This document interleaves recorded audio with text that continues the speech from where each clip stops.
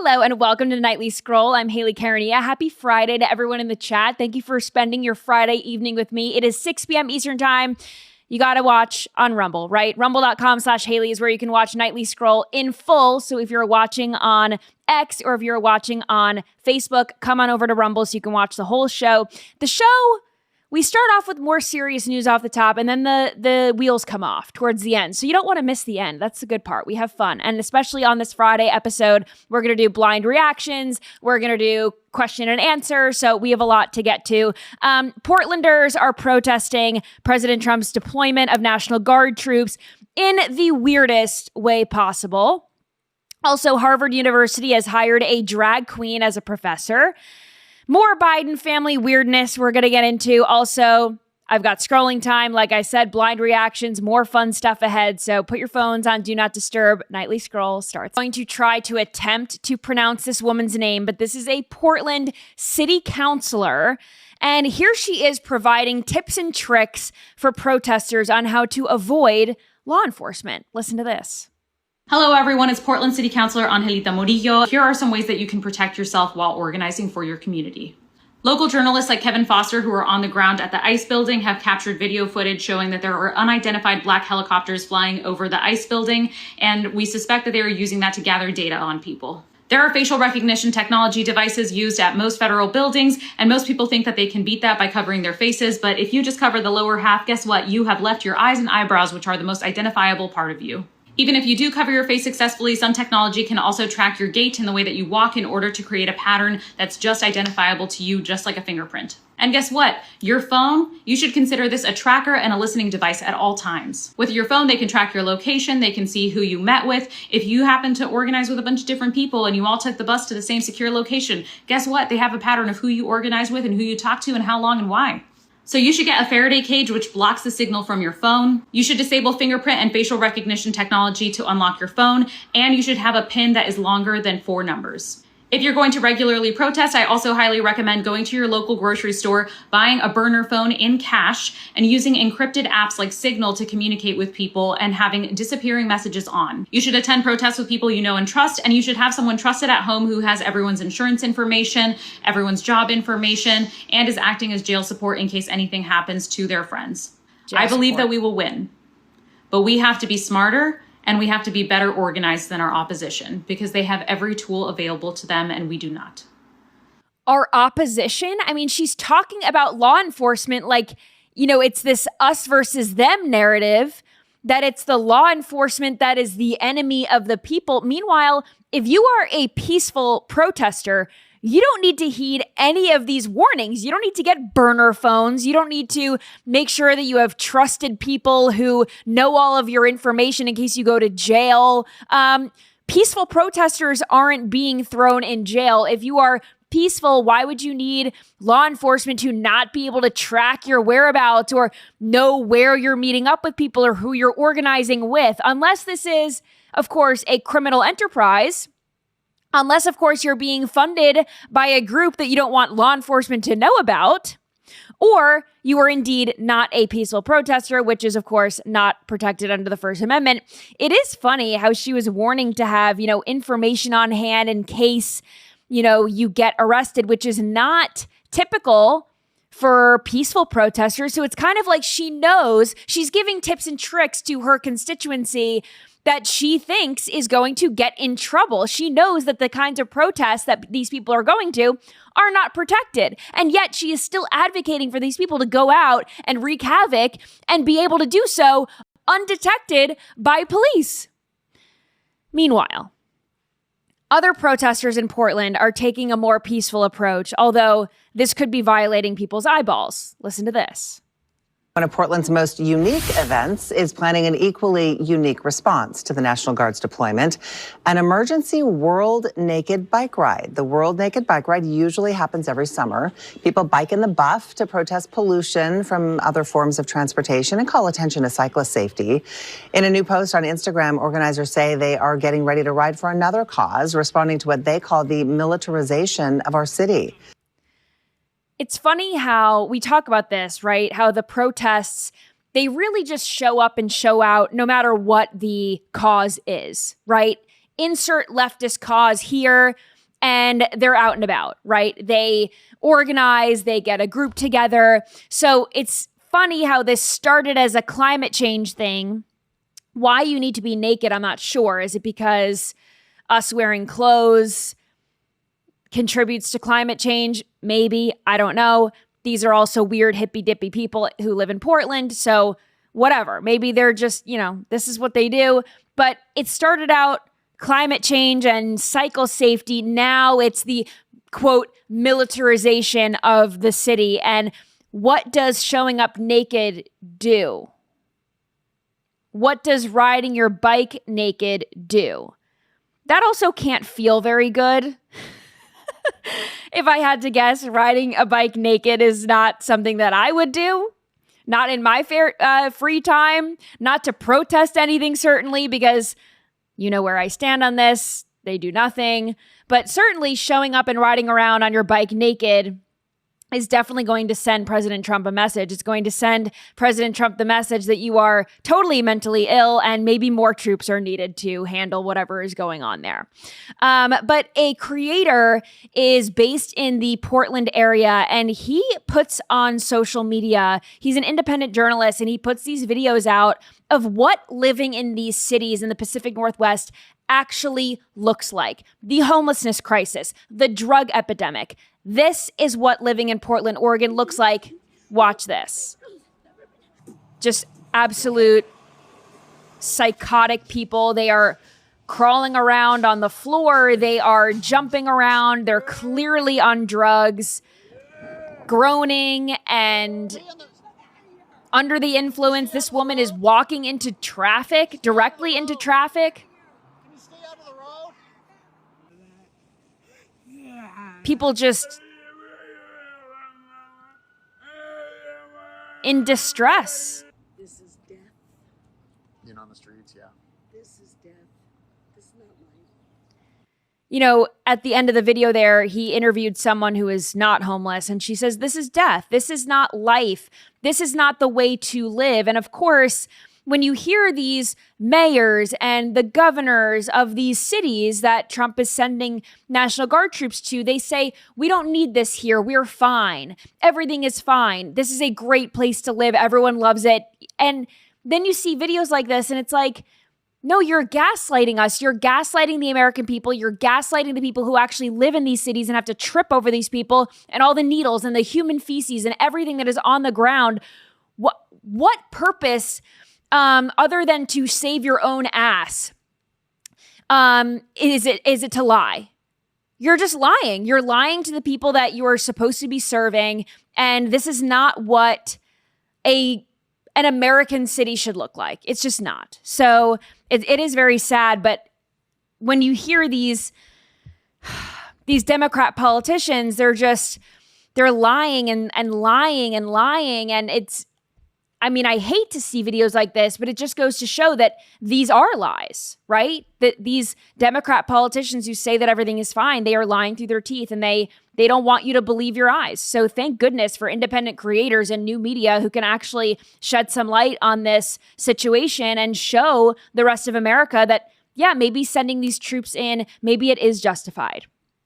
Now, I have to go into this Biden family weirdness. So Ashley Biden is Joe Biden's daughter, Jill Biden's daughter, and she posted this. She posted what we call a dump on Instagram. And here is what one of the photos is. And you could scroll down here so we can see the photo at large. And it's a photo of her working at her, living room table, it looks like, and Joe Biden. I don't know what it is about these photos of Joe Biden. He looks like he's photoshopped in every single one of them, but he is in the corner and Joe Biden's sitting there and he's in his suit and his shirt and he's got his phone out, and Ashley Biden is taking this photo and she's got her laptop in front of her. And if you scroll down there, you can see that on her laptop, there's a sticker of Frida Kahlo on the left. Then there is Beyonce on the literal trackpad. So I don't know how that works. I don't know how maybe she has an external mouse that she uses, but Why you would put a sticker on your trackpad, I am not sure. Then here's the part that's the most concerning.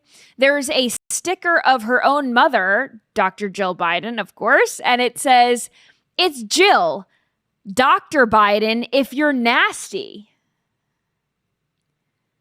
Dr. Biden, if you're nasty.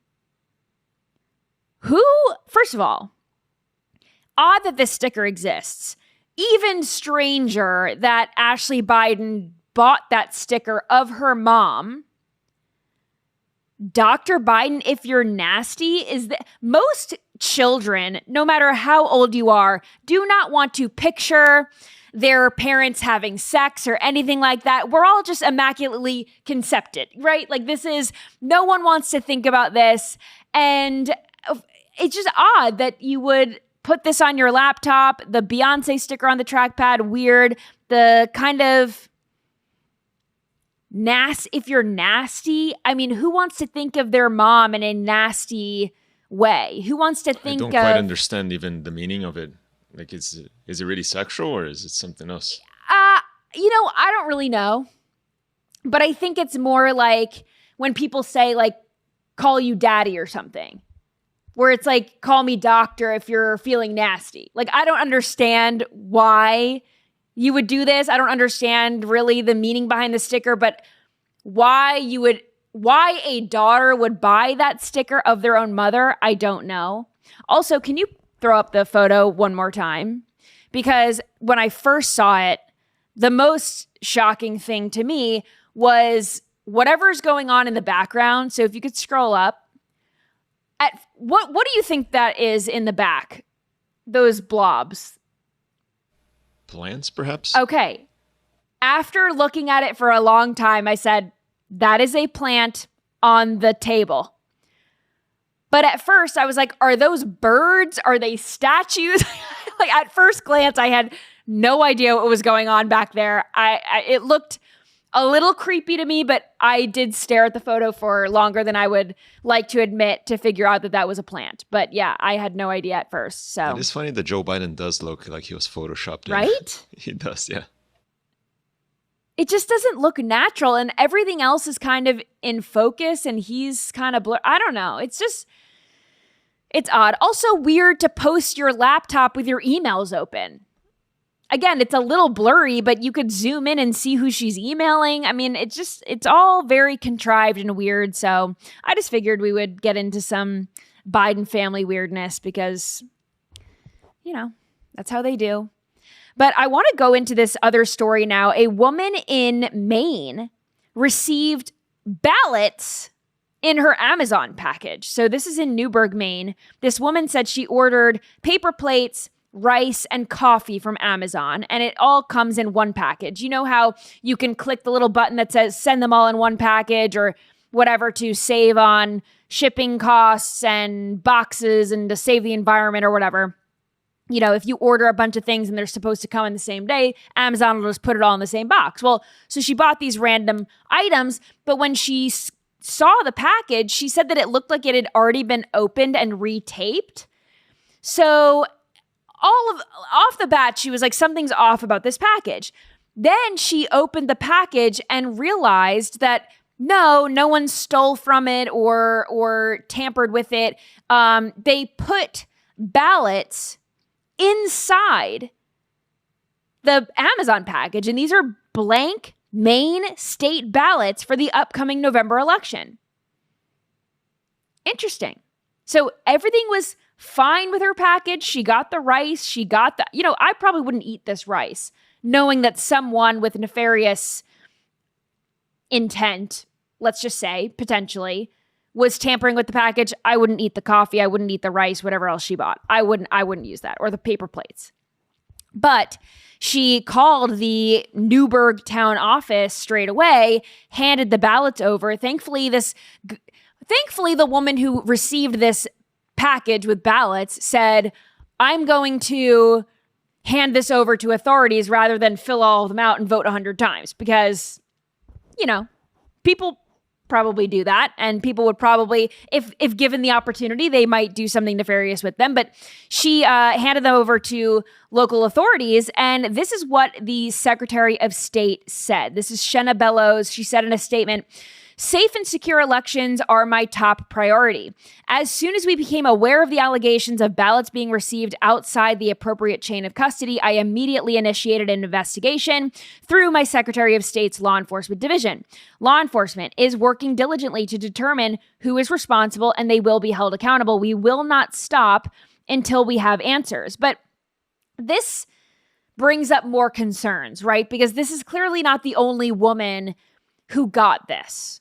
You would imagine someone who wants to stuff ballots in Amazon packages are probably not stopping at one package. This one package with coffee and rice in it. Let me just stick a bunch of ballots in it and then go on my merry way. This seems like this is part of a larger effort to influence the elections in Maine.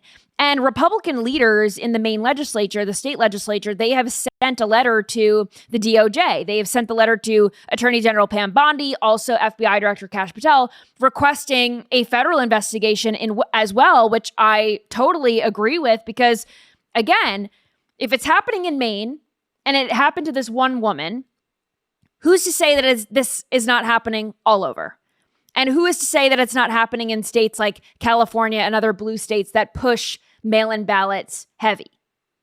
It is very difficult for me to believe that we have safe and secure elections, unfortunately, especially due to mail-in ballots. I think that everyone should be off on election day. I know it is a national holiday. People, if you work in the government, you have off, right? The banks, the whatever, libraries will be closed, things like that. But normal people have to go to work on election day, right? There are a lot of industries that do not shut down no matter what. There are industries that don't shut down on Christmas Day. They don't shut down on Thanksgiving or anything else, or Labor Day, etc. So everyone, I believe, should be off on election day because I think that you have to go to your polling place.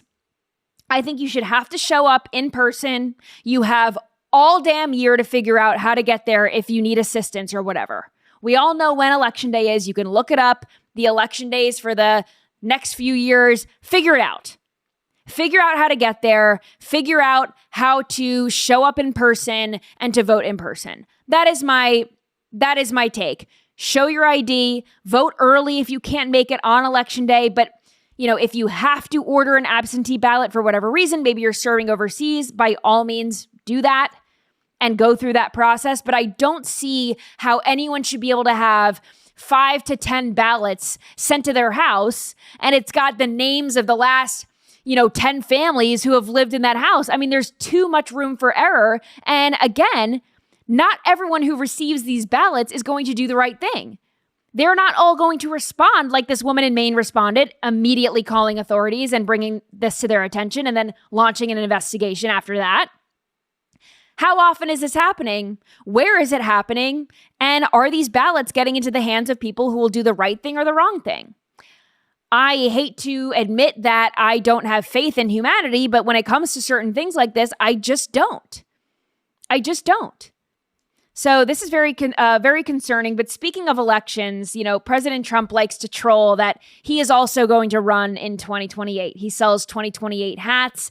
And as we know, he's been on a roll between Sombrero Gate and all these other memes that are going on online. He started off by trolling Senator Chuck Schumer and Hakeem Jeffries. And he, of course, was making Senator Chuck Schumer say things about illegal aliens that he didn't say in real life. And Hakeem Jeffries was standing next to him in the sombrero and the mustache. We've all seen this, right? But President Trump is still trolling Hakeem Jeffries. He posted this on Instagram last night. Look at this. So this is President Trump tossing a Trump 2028 hat on the head of Hakeem Jeffries in the Oval Office, which I think is absolutely hilarious. It kind of reminds me of when Biden put on the Trump 2024 hat. Do you remember that on the campaign trail? I do remember that, yeah. That was iconic. It was just iconic. So I think the more Democrats, whether it's in real life or AI, that we can get wearing Trump 2028 hats, just hilarious. Even Gavin Newsom said this. I forget where he was speaking. I think it was a panel of some sort. And he admitted that the Trump team had sent him Trump 2028 hats. And he said, I think I have 12 of them at this point. So whoever is working in President Trump's, communications office or Team Trump on the campaign side, I mean, they are just having too much fun with the memes. And I say, keep it coming. So we're moving on now to an interesting story. I don't know. I mean, I feel for the people who live in North Korea under this dictatorship because they can't do anything, right? They don't have the freedoms that we have here in the United States of America. But the latest thing that Kim Jong-un is cracking down on are breast implants. The dictator there has ordered an emergency crackdown on breast augmentation surgeries. He says that they are anti-socialist. And Pyongyang's City Ministry of Public Safety issued an emergency order saying these breast implants go against, they are rotten capitalist implants. So this is a capitalism versus socialism thing, which I guess I can understand. I mean, unless Kim Jong-un comes up with government sanctioned breast implants, yes, this is capitalism, right? If you want to buy boobs, you can buy boobs. We're free. Speaking of which, I believe the nominal GDP per capita of North Korea is like $1,200,000 a year, or $1,200 a year. Yeah. Who's buying breast implants in there? It's a great question. And apparently they are concerned not only with the women who get them, but with the doctors who perform the surgeries. And not only that, they are facing harsh prison sentences and they are sent to the labor camps. Could it be like maybe his daughter is interested in it and he's like, no, it's, maybe. It's illegal for everyone. It's not communist enough. Maybe. Does Kim Jong-un have kids? I believe he does. I know kids. nothing. Yeah. I really know nothing about him. I try not to. I don't know. Not that I. Anyway. I believe he has a younger sister who is like known as a torture person. And I believe he has kids too. Yeah. They keep it all in the family. I'm sure again, I don't know much about him. I remember this was probably back in 2020. I was joking with one of my friends. I think I've told this story on the show before, but I forget. I was joking with one of my friends and I was Venmoing her for something. And I wrote in the caption I can't tell. I don't remember if she wrote it in the caption in the Venmo to me or if I wrote it in the caption to her. Because you know how you can Venmo someone and you put what the payment is for? One of us wrote Kim Jong-un's surprise party supplies. And we were both banned from Venmo temporarily, which is anti-freedom of speech, I believe. But we were not planning a surprise party for Kim Jong-un's birthday. We were not throwing him a surprise party. It was indeed a joke. But we got a Venmo slap on the wrist for that. So just FYI to anyone who's trying to have a little fun on Venmo, you can't. It's kind of like North Korea, I guess. What if you had a friend who just happened to share his name? Are you able to name your kid Kim Jong-un? I don't know. That's a good question. I guess. There are certain names that they don't allow you to name your kid. Can you look? Wait, let me look this up. Names that... Yeah, that's true. Like you can't name your kid Hitler or something, yes. I believe, right? And this is in the United States of America. Okay, so in the United States, you can't name your child anything with numerals. Like you can't name your kid the number 2, for example. Symbols, you can't name your kid ! Etc. You can't name your kid the @ symbol. You also cannot name your child Adolf Hitler, King, Queen, Messiah. But these are not banned in all states. They are just banned in some states. Because I feel like people have been named Messiah. People name their sons Jesus, Jesus, So, I don't know. I guess it varies by state. But it does not say anything about Kim Jong-un. Certainly you can name your child Kim. Right. You could probably phonetically manipulate it so that your kid's name... First name is Kim, middle name Jong-un. Yeah, like John, like John John hyphen Un. It can be done. I think we can get around it. Not that, I'm interested in naming my son or daughter that, but interesting. Then you can take legal action against Venmo and guarantee their college fund. Interesting. A man attempted to change his name to 1069 in the 1970s, but courts denied his request. They said that, naming yourself a number is confusing. Unless you are Elon Musk, and the in which name, case it's okay. Right, of course. What's that kid's name again? X. I know they call him X, but it's like XAE something. Also, Lucifer is banned in several countries, including Germany, New Zealand, and Iceland. I don't know. Can you name your son Devil? I don't know. I guess it just depends on where it is. Elon Musk, son. So Elon Musk has a son named Nevada, Saxon, Kai, Damien, Griffin. These are normal. And then, how do you pronounce that? Just X, I think is how they call. Is it a boy or a girl? It's a boy. I think they X call it is little the one. X, right? How to pronounce? I know he has another one named Exadark. How to pronounce? It is pronounced X-A12. There we go. We learned it. There we go. All right. I have to read this article to you all because it is so weird. Okay. Harvard hired a drag queen. I just have to read you this headline and then also go through the article with you because it is so bizarre. So here's the headline. Harvard appoints drag star Lahore Vagistan as a visiting professor, and right-wingers are furious, according to Pink News, which is an LGBTQ outlet. But I think that it's so funny. Right-wingers are furious. I'm not furious at this. I would consider myself a right-winger. I think this is weird, but Harvard has every right to hire Lahore Vagistan, Dr. Lahore Vagistan, to teach whatever. I feel bad for the parents who are paying for their child's education, and this is what they're getting. They're getting Dr. Lahore Vagistan teaching them whatever the hell. So this is what the article says. The Ivy League University announced that it had hired the drag performer known out of drag as Kareem Kubchandani. Okay. Can't pronounce that. Probably butchered that. Lahore Vagistan is certainly easier to pronounce.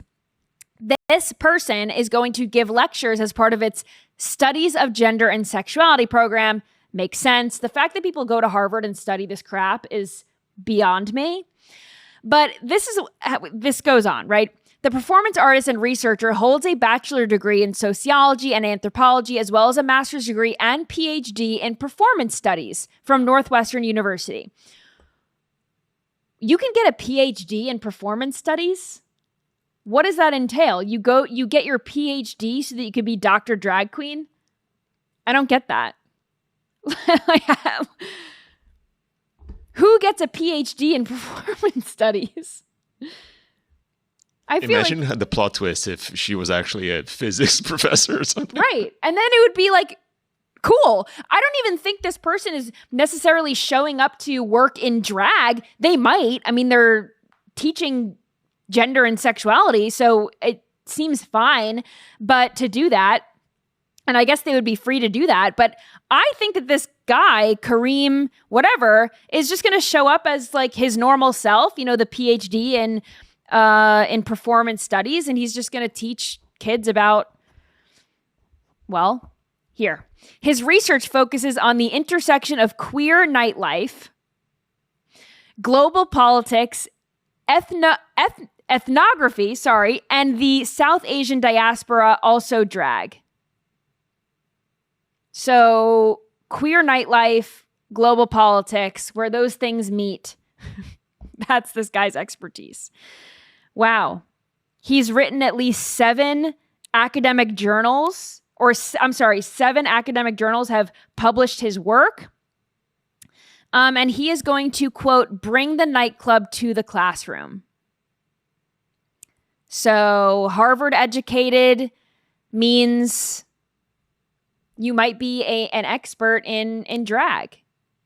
That is the Harvard education now. It used to be a prestigious organization and a prestigious school to get higher learning.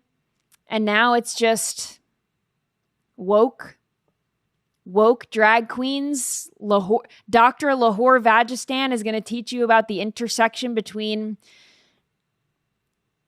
gay nightlife and global politics. So, and what's the cost, you know? I'd love to know what they're paying him, what each student is paying for this class. Honey, what did you learn in school this semester? Well, Dr. Lahore Vajistan taught me about gay nightlife. We used to be a society. I'm looking up here. The average salary for a Harvard professor can vary, but recent data suggests is above $200,000 annually. And you know what? I would do it too for a check. Yeah. Well, $200,000 is a F ton of money. You are very well off. You get to teach drag to Harvard students. I mean, why wouldn't you put that on your resume? There's clearly a market for it. I guess people want to take this class and Harvard wants to give the class, and this Dr. Lavajistan or whatever, Lahore Vajistan wants to teach the class. So there it is. I don't recall if it was Harvard or another Ivy, but I recall reading an article recently about a class on Taylor Swift. Of course. Yeah, deep studies of her lyrics and all. Well, speaking of, her new album came out today, and everything that I've heard has been against my will on TikTok. I've just seen videos and clips of these songs, and boy, it's Taylor Swift. I'll say that. You don't like her? Nope. Oh, I hold no opinion on her, but she's very popular. She is very popular. I feel like it's a psyop. She is very popular. The lyrics are not good. The songs themselves are not good. She's not a good performer. She's not that great of a singer. It's just all very odd. She's got crazy fans and she's very good at marketing herself. Clearly, she's a business genius. I'm not taking that away from her.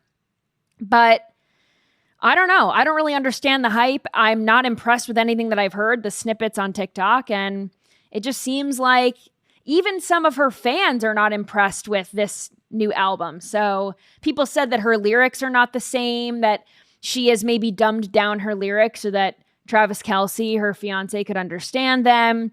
These are the allegations from Swifties themselves. Don't come for me. But yeah, I'm not impressed. I'm just not impressed. Anyway, Maxwell House is going through a name change. So Maxwell House, the coffee company, they are going through this name change. It is going to be Maxwell Apartment. And here's the press release. For the first time in 133 years, Maxwell House rebrands as Maxwell Apartment. And basically this is all because they say they are meeting the needs of today's consumer. And a lot of people in the United States, I think 1 in 3, choose to rent versus own a house. So they are trying to appeal to the apartment poor people in this country, myself included. And apparently this all started on National Coffee Day, which is September 29th. This is also ridiculous. There's a day for everything. But National Coffee Day, Maxwell House, they have given a 12-month lease offer on Maxwell Apartment coffee. So basically for under $40, fans of this coffee can stock up their pantry with a year full of coffee. So they are supposed to save coffee enthusiasts more than $1,000 annually. That is their goal, which I think is cool. This is not, when I clicked on this headline, I thought, oh my goodness, this is going to be like another Cracker Barrel thing. But it's not. I think this is a recession indicator. I think, I do appreciate the brand understanding its audience, understanding the economic climate, knowing that coffee is essential for most people. We all wake up, I choose to drink blackout coffee, but that's just me. But people wake up, they drink their coffee in the morning, and it's essential. right? I mean, a lot of people giving up coffee is not really an option. A lot of us are addicted to it. So I think them meeting people where they are, their consumers where they are, and making it more accessible is a win. I think this is like a fun gimmick. It gets attention that Maxwell House is becoming Maxwell Apartment. They're getting people to sign on for basically a year's worth of coffee for not that much money. I mean, it's very affordable. And a lot of people now, they've got fancy coffee machines, or they opt for a specialty latte at a coffee shop. They end up spending way more than they should. So when money gets tight, you got to cut back on certain things. So I think that this might appeal to the right person. I do want to tell you, though, about Blackout Coffee. Blackout Coffee, let's talk about real convenience, shall we? If you get up in the morning and you drink coffee first thing in the morning, like me, you're going to want to drink Blackout Coffee. I know we were just talking about another coffee company, but this stuff is the good stuff, okay? This is not cheap stuff. This is really good. It is bold. It is strong. It is a smooth cup of coffee. So whether you're racing out the door in the morning or you are juggling back-to-back calls, if you're, rushing, this is so good for you and your morning routine. You could just pop in these coffee pods.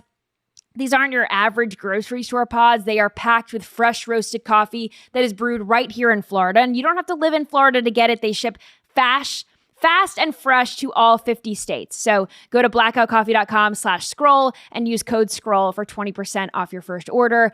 I love it, and I know you will too. They've got great flavors. It is great coffee. So start your day with the good stuff. All right, this is also a crazy story. A toddler has found a grenade in their front yard. So this happened in Washington State. A 3-year-old found a live hand grenade in his front yard. So he picked it up, brought it inside to his parents, and his parents were like, I don't know what that is, but let's not touch it. Let's not touch it. Let's call local authorities. So Washington State Patrol had a bomb squad come in. They were called in to assist, and the bomb techs determined that it was a live grenade, and it was from World War II. It was a World War II era live hand grenade. And, maybe we could pull up the photo from the article if you can, but it looks very weathered, and it looks like it had been, sitting in the dirt for 80 years maybe. And the bomb squad was able to safely dispose of it. Here's the picture here. So if you're watching on rumble.com/Hayley, Bongino Report channel, you can watch and see this, but it is very weathered. Like I said, it looks like it has been exposed to the elements, the rain. It kind of looks a little rusty, but they were able to safely dispose of it. I think it's really odd that in 80 some odd years, I mean, it's been decades, nobody saw the live hand grenade in the yard. And this is in their front yard too. I don't know how much land these people have. Maybe they live on a bunch of land. I don't know. But no one saw it. And then it also begs the question, are there more live hand grenades from World War II just laying around in people's yards? And if you see one, don't touch it. Just call the police. But that's crazy. I must say, when I was a kid, I dreamed of finding something like that one really? day. Yeah, like some old weapon. I really like history. Yeah, I mean, I think it would be very cool. I'm glad that it didn't, go off or anything like that. It could have been a much different story, but very cool story nonetheless. Also, I want to play this video. We can all fight about this, right? In the chat, we can fight in the comments about whether or not we think this is rude, but this wedding guest ordered a pizza to a wedding ceremony. Watch this. Am I wrong for ordering a pizza to a wedding after we weren't fed for 8 hours? So I went to a friend's wedding recently, and it was an absolutely beautiful day, but it was a really long day. The wedding took place at 12 p.m, and there was photos, drinks, more photos, with no food in sight. When it got to 8 p.m, I was absolutely struggling. I hadn't eaten since breakfast. No food had been served other than a few tiny canapes, which disappeared instantly. I was starting to get hangry, so me and my friend who I was with decided to order a pizza sneakily to the venue. When it arrived, I slipped outside to grab it, and I shared it with a couple of other people at the table who were also starving. Word got round, and now the bride is furious with me and said if I'd just been patient, food was arriving in the next 30 minutes. She told me that I embarrassed her and undermined the catering. A couple of guests said that I just did what everyone else was thinking, but some others told me it was tacky and disrespectful. I just don't see how you can expect someone to be at your wedding for 8 hours without feeding them anything. And there wasn't any options to purchase food separately. So am I wrong for ordering a pizza to the middle of a wedding? I say sure, she's in the wrong. I think that is a very rude and tacky thing to do. Also, you're an adult. You can't not eat for 8 hours. I mean, I guess that's a long time, but 8 hours? I mean, she said it was 8 p.m., so she had breakfast at noon. I feel like this is very normal. I go most days eating breakfast around 11:30 a.m., and sometimes I don't eat until then, until I get home later, and I don't know. And I'm a hungry person, but I could definitely make it 8 hours without eating. This is, I think this is super rude. Also, not to mention that you go to a wedding and she also said there was no food in sight. And then she said there was past food around, but it disappeared. So clearly there was food. She just didn't get it. It seems to me that she would benefit from some intermittent fasting. I agree. Intermittent fasting is good. It is good for you. You don't have to eat every 2 hours, Be an adult. Also, if you know that you are hungry, you are a hungry person who likes to eat, that is on you to bring a granola bar or something. You can't just rely on other people to feed you. I don't know. I bring a water bottle with me everywhere because I know that there might not be one there for me where I'm going. You can't just expect that. I think it's super rude and tacky. Anyway, this is the craziest headline that I've seen in a while. This is, you know how I love my airport stories, my airport and airplane chaos, right? So a flight was diverted after strange passengers started to freak out and then eat and flush their own passports. So this happened on a Ryanair flight from Milan, Italy to London, and they had to make an emergency landing. This was a few days ago. This was last week. This week. And passengers started freaking out because they saw that there was some kind of a commotion happening at the front of the airplane. This is because two men started to tear pages out of their passport and then eat them. People started to look over, notice this. Now people are grumbling, realizing something's going on, right? Then one of the men went to the bathroom and tried to flush the passport down the toilet, which makes me think that maybe these were fake passports, but also once you are on the plane, no one's checking your passport. So maybe, I don't know, could they have just gotten rid of the passports in the airport? I don't know. What would make you eat a passport? I don't know. But the pilots tried to get into, not the pilots, the flight attendants tried to get into the bathroom when he was trying to flush his passport. I don't know how they knew that he was trying to flush his passport. But anyway, flight attendants tried to get into the bathroom. He would not allow them into the bathroom. At that point, the pilot said, we have to divert the flight to Paris. And that is when French authorities came onto the aircraft and arrested these two guys.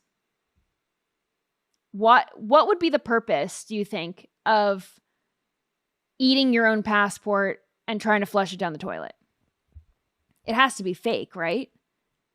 And then it's like, how did they get on the plane with a fake passport? Again, I'm not excited to fly these days. All these stories just don't make me excited to fly. Speaking of gross things and eating gross things, this guy I think his name is Steven. He goes by Steven MRE on YouTube. He eats military rations that are very old. So let's take a listen to this. I love this guy, by the way. I've been following this guy. His videos for a while. I just saw this the other day, but yes, he's been doing this for years. So maybe people in the chat have seen this before, but yeah, he eats these military rations. Watch this.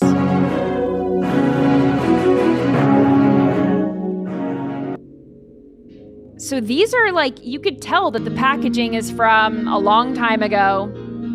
This is a Second Boer War British Armed Forces Emergency Ration Field Service. It was produced anywhere between 1899 and 1902. The way that box smells, there's nothing like it.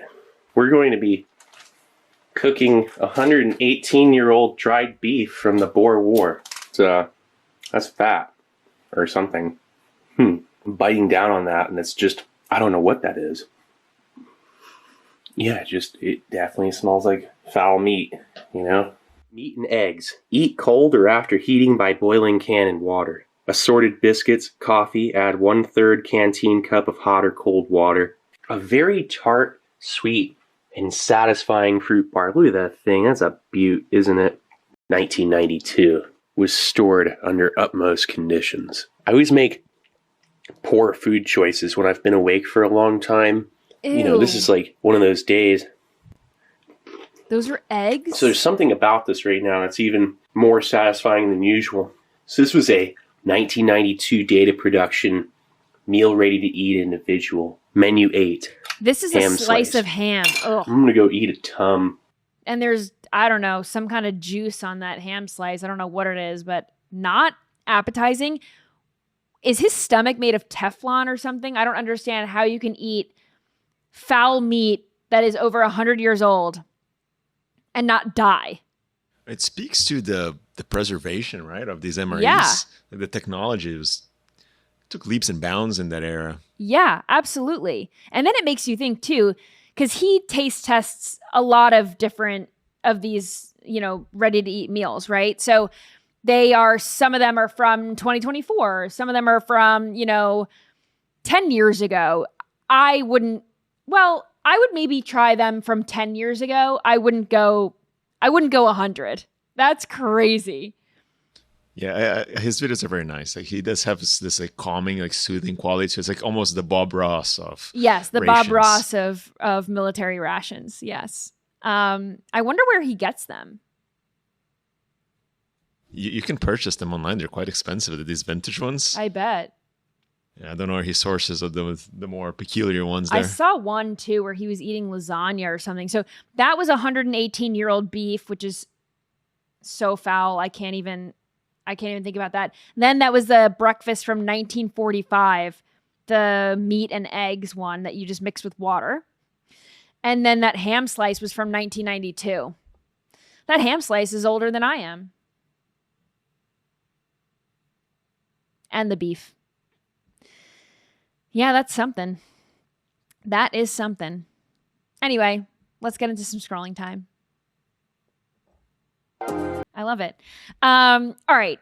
This video is just shocking to see how quickly these videos go viral. It's total misinformation, but of course people latch on to these kinds of narratives because it fits the narrative that they're trying to push. And that narrative is that ICE is just willy-nilly detaining Black people in Chicago. Watch this. ICE is now detaining African-American citizens in Chicago, like as we speak.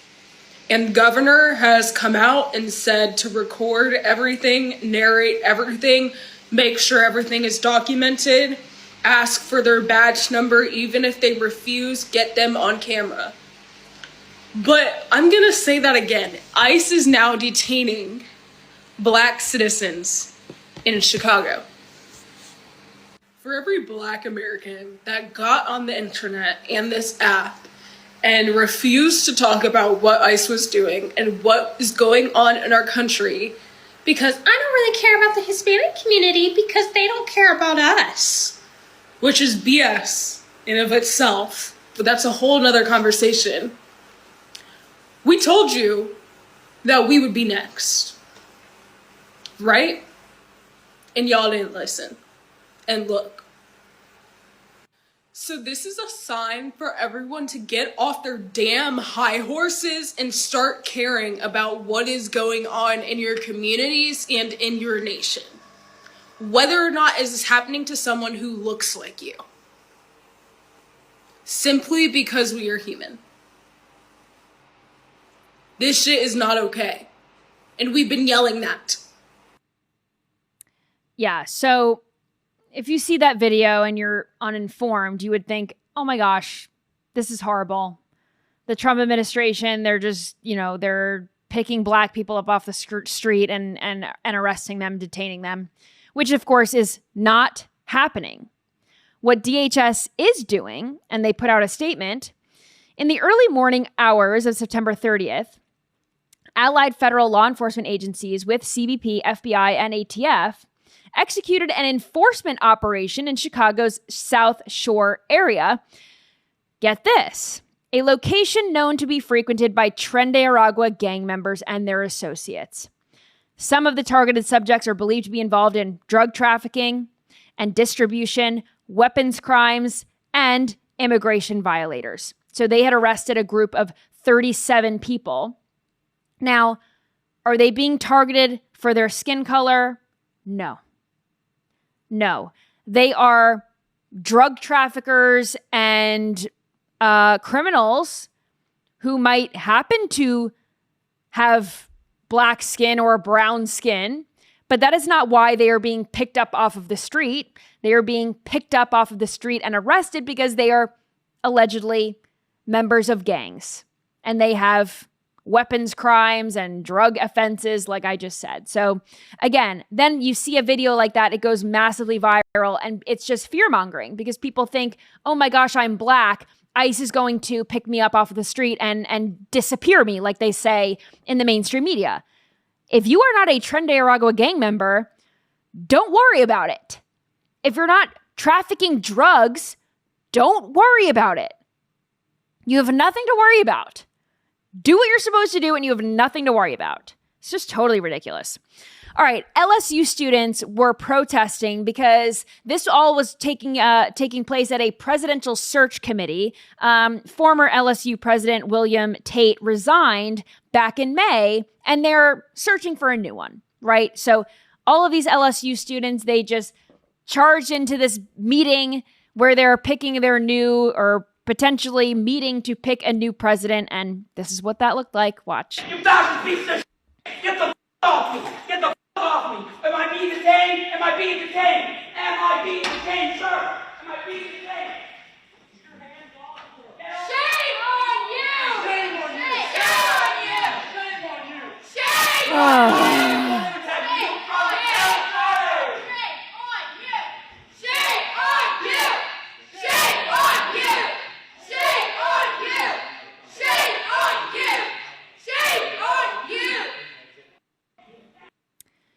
Yep. So these are university administrators. They are sitting in a meeting room, just trying to have a meeting. And these protesters barge in. They're wearing a shirt that says, "Not a MAGA president."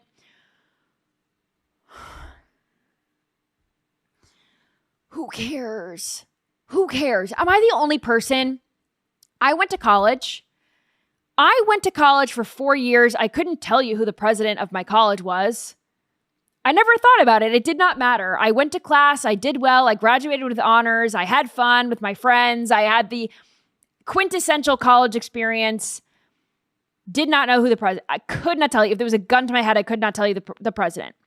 Why these people care so much and so deeply about their president and where the president aligns politically just tells me that these kids are just, I think, too involved.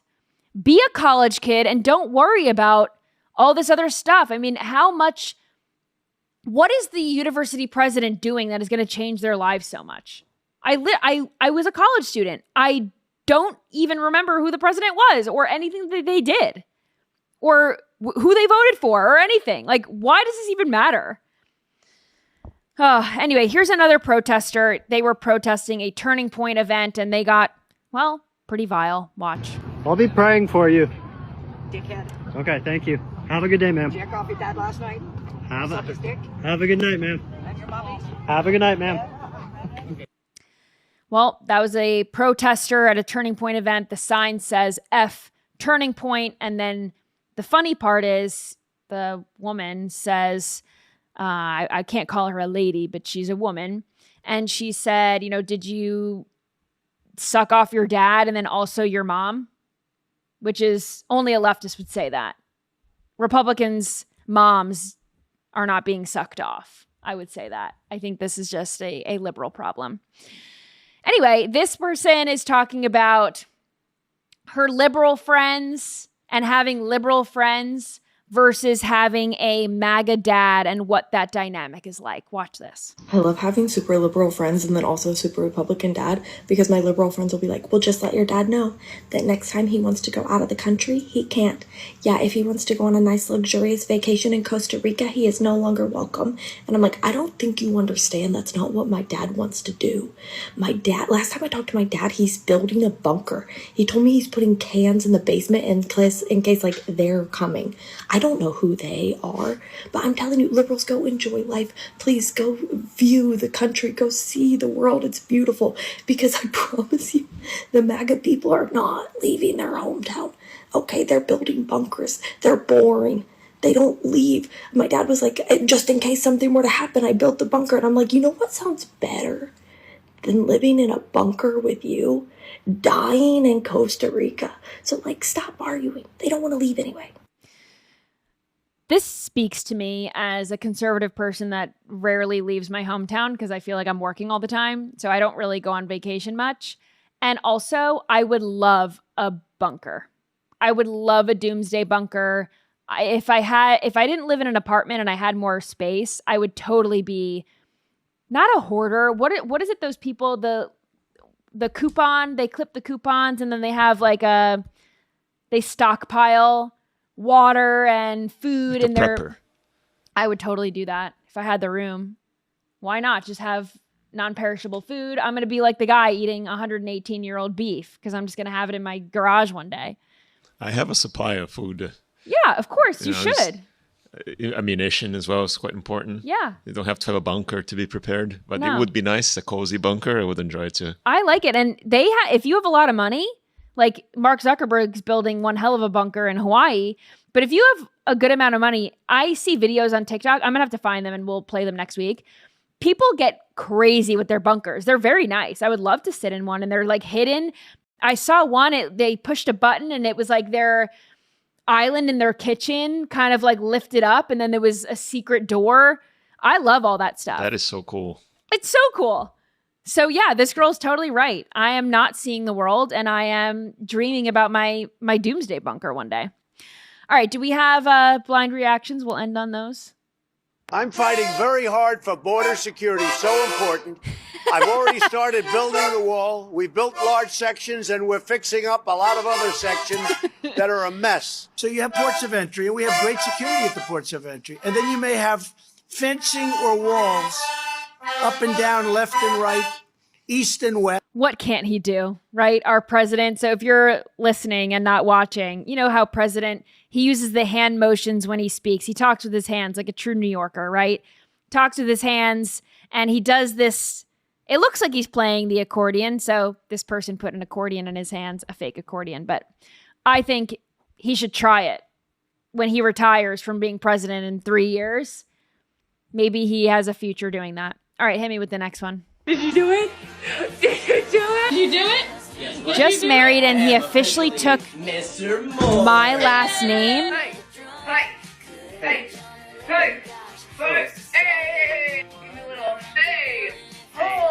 This man is not straight. Where's the fucking molars? Bitch. We're the molars. Like the movie We're the Millers. We're the molars. Yeah, where's the molars? What's on your shirt? I smell Okay, so this is a couple. The husband took the wife's last name, which is certainly not traditional. I feel like it's more popular now that women are just not changing their last names, but to have the guy take your last name is odd. I mean, if you don't want to take his last name, then I guess fine. I envision myself taking someone's last name one day, but I don't know. Let's put it this way, I wouldn't do it. I think it's a little bit cringe, just breaking with the tradition and all.